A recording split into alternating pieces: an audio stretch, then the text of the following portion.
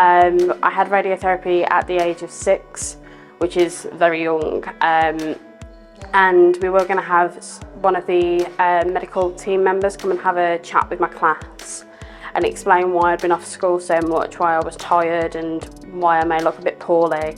And a parent found out and actually complained to the headmaster about me, said that it would scare the children. Getting Daniel the support that he needs has been difficult. You know, we were treated really well at Birmingham Children's Hospital. The care sort of then changed over to Coventry, and we sort of had to fight a lot through, you know, to get CAMS assessments and stuff like that. So, you know, for us, I guess, making sure that we get him the help that he needs is the biggest struggle. A lot of attention goes into curing people who've had a brain tumour, but thereafter the quality of that survival is not the thing that gets the attention really, and it ought to be. Because I think you have to think where your money is going to go, and which is important. Does the money go towards keeping people alive, or should it go towards the quality if they do are able to survive? So I think that's really important. Yeah, the key problem here is the fact that people don't work together. So you have to deal with all these separate departments. So you're dealing with the educational authority, you're dealing with the SENCO team, you're dealing with your SENCO at the school, you're dealing with obviously from the clinical side of things with the hospital. And naturally from the clinical side of things, that's to do with Ewan's health, etc. But you're not actually given any advice beyond that.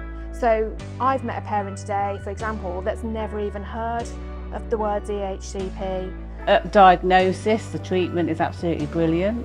But then I think sometimes you can get a bit lost in the clinical side of things. And when you go for your appointments, it's very much clinical health, when perhaps you need to have a bit more liaison with the other side of things as well. I think it would have sort of reassured, empowered and informed me, partly reassured me that it's okay to be finding certain things difficult just because you finished sort of primary initial treatment. That doesn't mean that everything's going to be easy from then on. It's not all an easy path upwards. That care should follow up after treatment.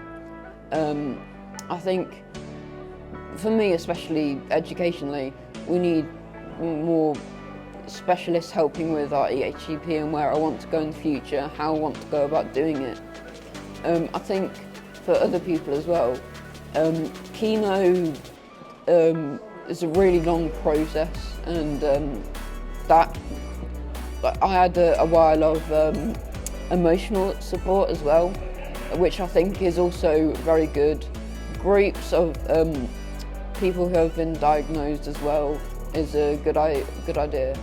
Professionals have heard patient stories. They've heard the challenges and the nitty-gritty bits of what they have been through the cancer survival pathway. But knowing and recognizing that the after cure has more challenges to add is something that professionals have understood. The first time I heard the children's voice and the parents' voice, it's really quite sort of shocking, because you don't expect them to have a voice. They're usually in your clinic listening to what you have to say. But it's something I've always wanted in my clinics, and I had a bit more time to do. But I think it was lovely to see the dialogue between professionals and parents and between different professionals, which we just don't have time to do anymore now. We're all working in different silos, and I think that's wrong. I think I've now had an insight and the awareness of the challenges the families face, and therefore I think I'm in a better position to signpost those families to the right people who could help them, and also at the end of my clinical encounter with them, I probably may just ask one or two more questions and make sure that they are truly receiving a holistic care.